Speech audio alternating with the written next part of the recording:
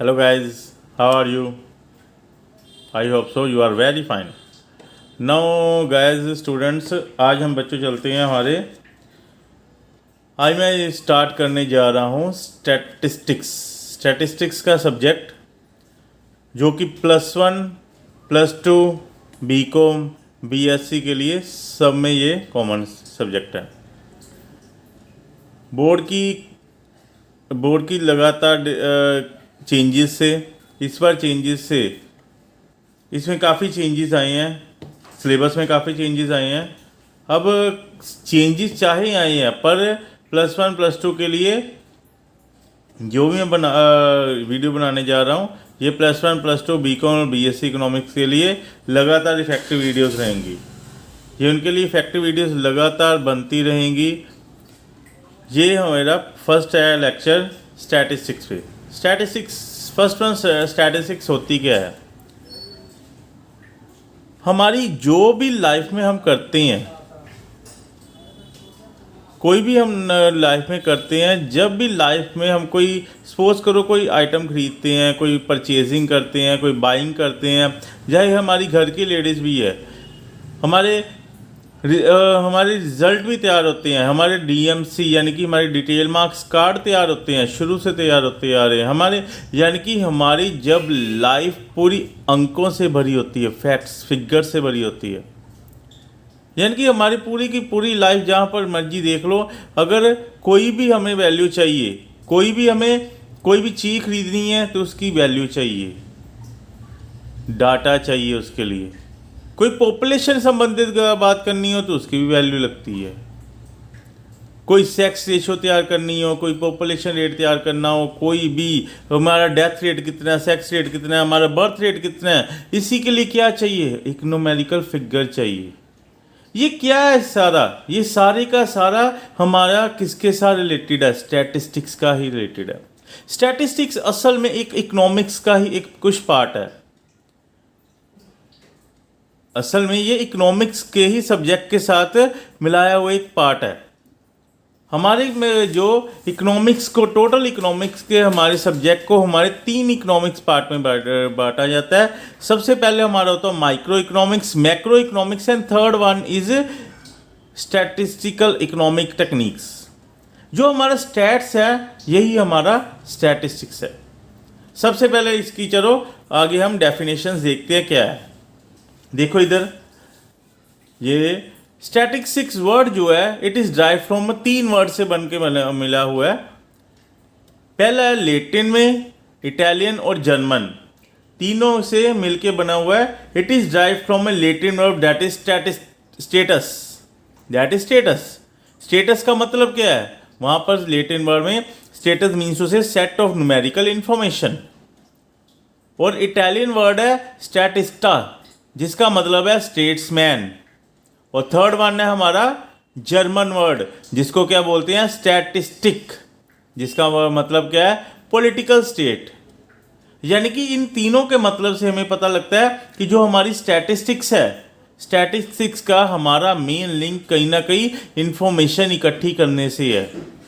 Information इकट्ठी, कौन सी information इकट्ठी करनी है? जिनको हम न्यूमेरिकली फिगर दे सकते हैं। यानी कि चाहे वो स्टेटस न्यूमेरिकल इन्फॉर्मेशन है, चाहे वो इटालियन वर्ड के वो स्टैटिस्टा है, स्टेट्समैन है, यानी कि पॉलिटिकल स्टेट, सरकारी गवर्नमेंट बेसिस पे है, यानी कि किसी बेसिस पे चलो, जो ये इन्फॉर्मेशन का ही एक दायरा कवर करता है कि हमने जो भी आंकड़े, डाटा इकट्ठा करना है, उसका मेन न्यूमेरिकली वैल्यू क्या है। यानी कि हमारे स्टैटिस्टिक्स को हम साइंसेस ऑफ एवरेजेस भी बोलते हैं। क्यों बोलते हैं वो आगे चलेंगे।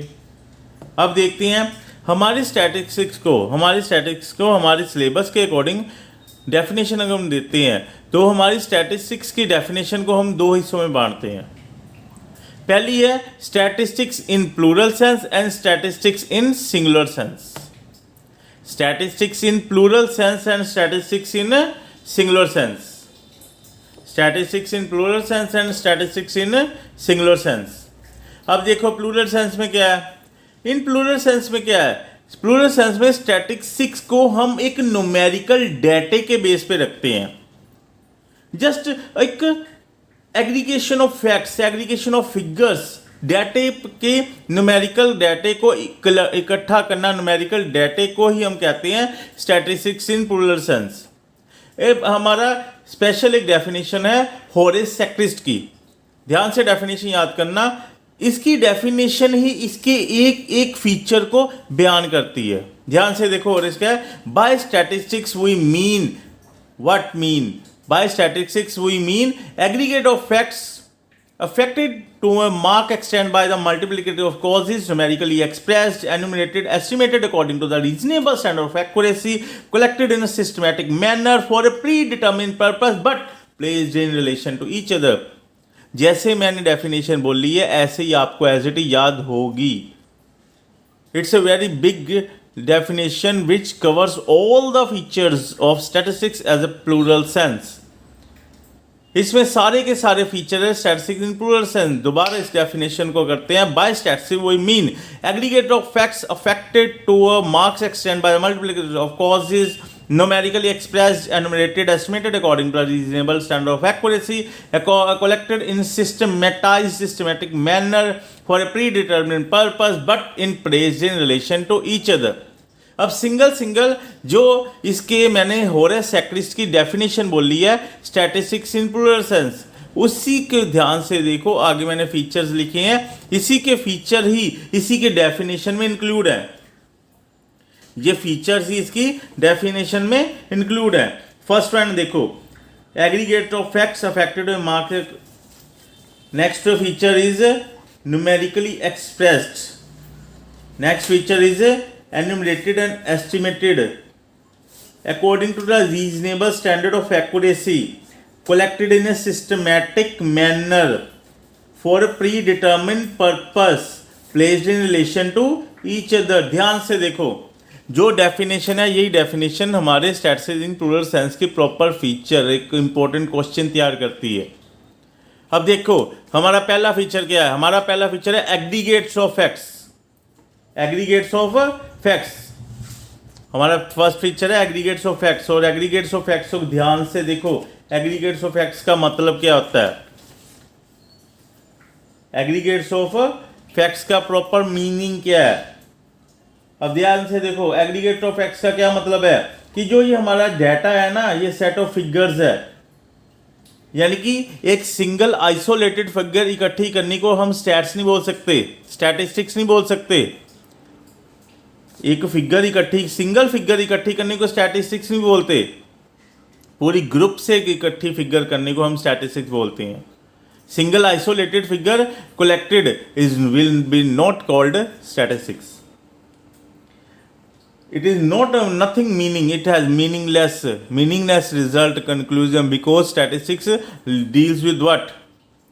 Statistics deals with the comparable informations, which is comparable, ऐसी इंफॉर्मेशन जो कंपेरेबल हो, और कंपेयर करने के लिए there must be not isolation.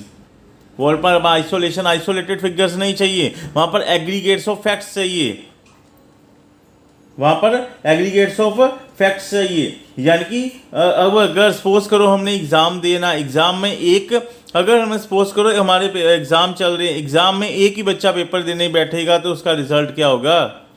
Result करने के लिए क्या चाहिए, रिजल्ट का मतलब है अगर एक ही पेपर बच्चा दे रहा है तो वही पास है वही फेल है।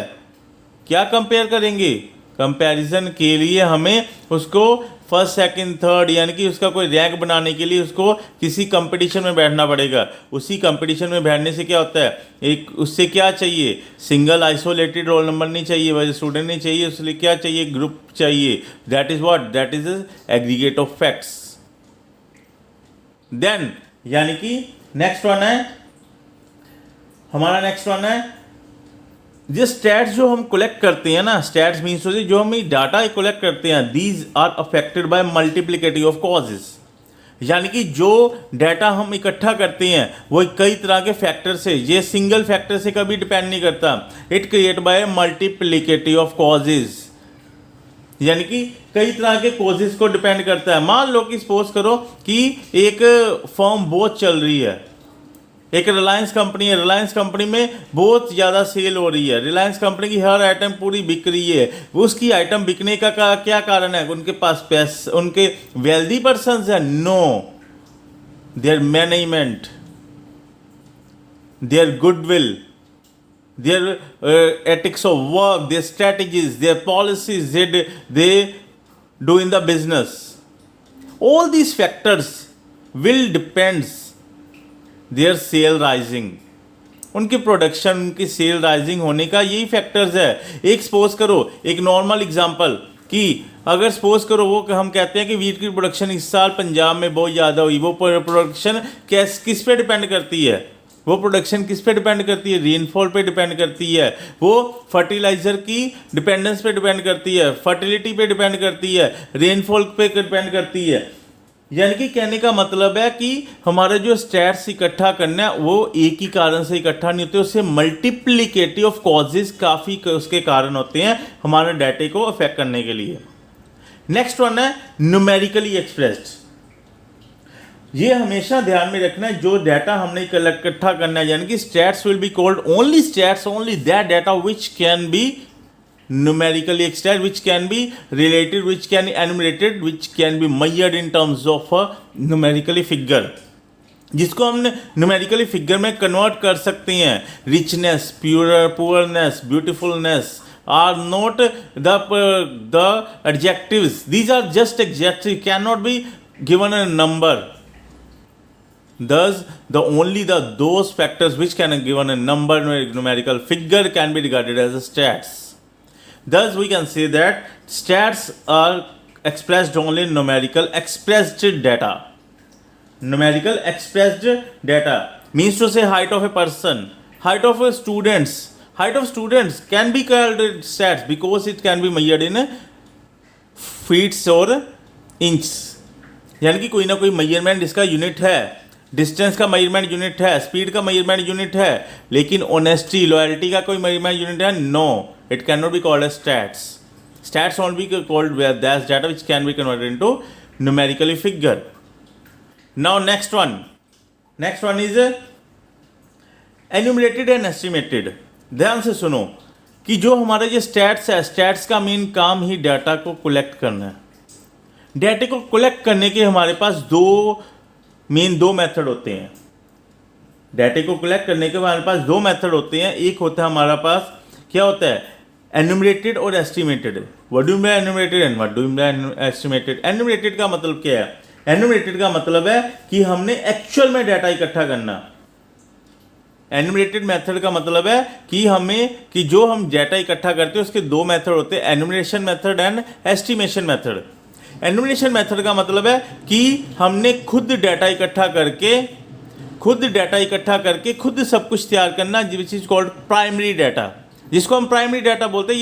ये सारी की सारी हमने नेक्स्ट चैप्टर्स में करेंगे, थ्योरी में पार्ट में इसका बहुत है। यानी कि प्राइमरी डाटा जो सब कुछ हम कलेक्ट करके हम ही बना रहे हैं उसको प्राइमरी डाटा बोलते हैं। जो रेडीमेड डाटा यूज़ कर रहे हैं उसको हम क्या बोलते हैं? Secondary data. अब वो जो हमारा स्टैट्स है, स्टैट्स में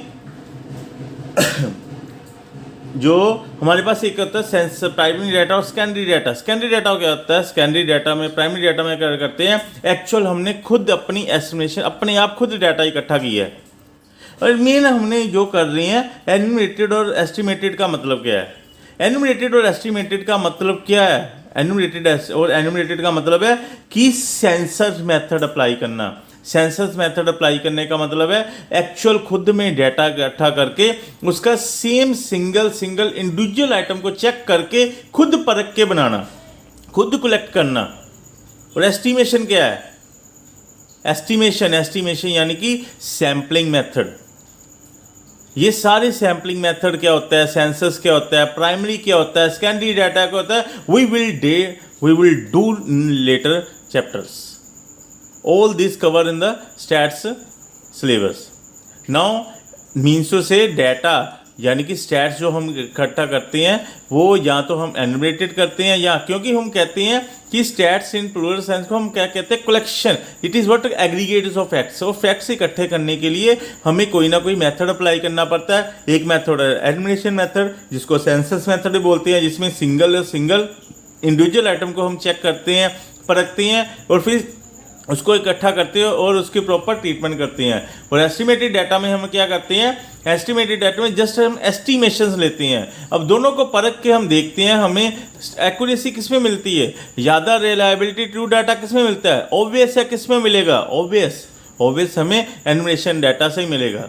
ठीक है, बस इसमें इतना ही लिखना है, ज़्यादा नहीं। आगे हम चलते हैं, हमारा नेक्स्ट क्या है, reasonable standard of accuracy. Reasonable standard of accuracy का मतलब क्या है कि हमने जो एस्टिमेशन करनी है, या हमने चाहे डाटा एनुमरेट करना है यानी खुद हमने बनाना है, या हमने डाटा सेकेंड हैंड उठाना है, या डाटा हमने प्राइमरी उठाना है, सेकेंडरी उठाना है, हमने सेंसस मेथड लगाना है या सैंपल लगाना है, विच व्हाटसोएवर जो भी मेथड अप्लाई करना है, this must be have a reasonable standard of accuracy.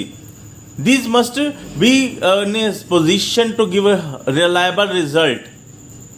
Give a desirable result which must be comparable, can conclude a proper result. So we can say that what we can say that which data, which solar objectives of getting the purpose of stats will be called as stats.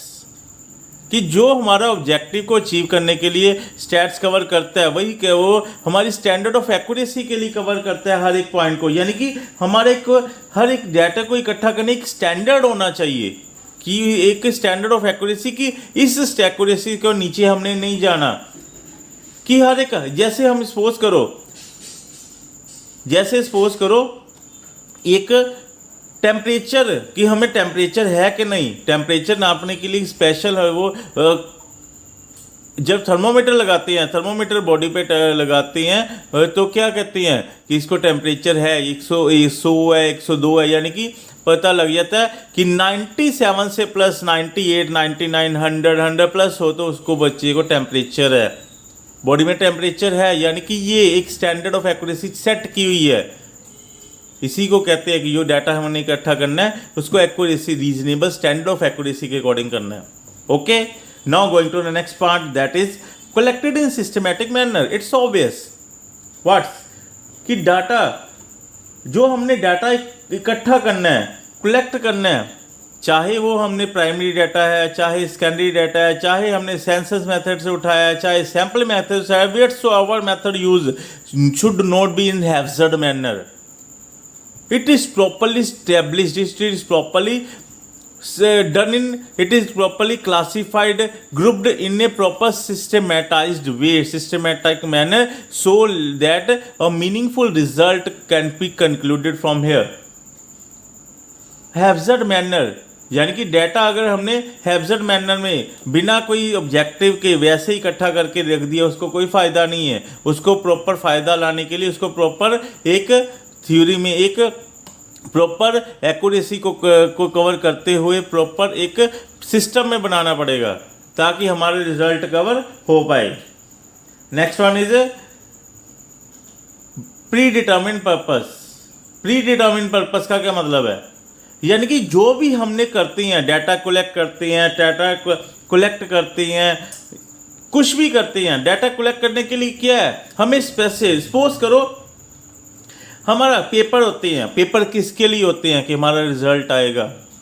Popular census होता है, ladies आपके suppose को गलियों में आती है कि आपके लेडीज़ कितने घर में, जेंट्स कितनी हैं, लेडीज़ कितनी है, जेंट्स कितने हैं, बच्चे कितनी हैं, कितने मैरिड हैं, कितने अनमैरिड हैं। अगर मैरिड है, अगर वुमेन्स है तो वो मैरिड है, तो अगर जॉब वाली करती है, हाउस वाइफ है तो वो कौन सी हैं, वो जो अगर जॉब वाली हैं तो वो कौन सी जॉब कौन सी करती हैं, गवर्नमेंट जॉब, यानी कि कई तरह के इन्फॉर्मेशन पूछती हैं आके।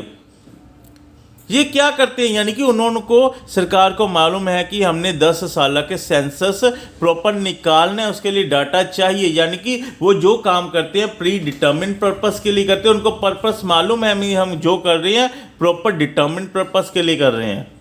पेपर होते किसके लिए होते हैं? 10th का रिजल्ट लाने के लिए होते हैं। पेपर ला के फेंक दे, कैसा लगेगा? यानी कि पेपर डाटा जो इकट्ठा कर रहे हैं, किसके लिए कर रहे हैं? For getting predetermine purpose. ठीक है। Next last one is placed in relation to each other, यानी कि वो कहते हैं कि जैसे मर्जी डाटा इकट्ठा करो, पर डाटा इकट्ठा करने के से एक उनका आपस में डाटा का रिलेशंस होना चाहिए, उन्हें प्रॉपर कोरिलेटेड होने चाहिए। कोरिलेटेड का मतलब क्या है? यानी कि अगर मैं इकट्ठा करता हूँ डाटा मार्क्स और स्टूडेंट्स के रोल नंबर, अच्छा लगता है। अगर वन साइड में डाटा इकट्ठा करो वेजेस, और one side wages of a student, wages of worker और स्टूडेंट की मार्क्स, वेजेस ऑफ वर्कर और स्टूडेंट का मार्क्स या स्टूडेंट की हाइट में आपस में कंपेयर करना, इसको की मतलब no meaning, it has does not any meaning. यानी कि एक सपोज करो एक एनिमल की हाइट को ट्री की हाइट के साथ मेजर करना, कंपेयर करना, what's there, it is not relation in the comparing the height of an animal with the height of a tree. What results gets we do not get any result यार। यानी कि stats cover करने के लिए हमें जो भी data इकट्ठा करना है, there must be related to each other. ठीक है। यानी कि जैसे हम कहते हैं डिमांड का उसके प्राइस के रिलेशन है, डिमांड का सप्लाई के साथ रिलेशन भी है। वन साइड डिमांड हो, दूसरी साइड में हमारे वेजिस की तनख्वाह हो, वेजिस हो वर्कर की वेजिस हो, कोई मतलब है? कोई मतलब नहीं है। ठीक है। ये हमारा है features of stats in plural sense. Okay, now again ये डेफिनेशन दोबारा रीड करते हैं, याद करते हैं कैसे। By stats we mean aggregate of facts affected to a marked extent by the multiplicity of causes numerically expressed, enumerated and estimated according to the reasonable standard of accuracy, collected in systematic manner for a predetermined purpose, placed in relation to each other. Okay, I hope you have learned it. You have understood all the lectures regarding the statistics in plural sense. Now, before going, I requested you to please subscribe, share, like my channel and press the bell icon in order to further notify the further lectures to you. Okay, bye, thank you.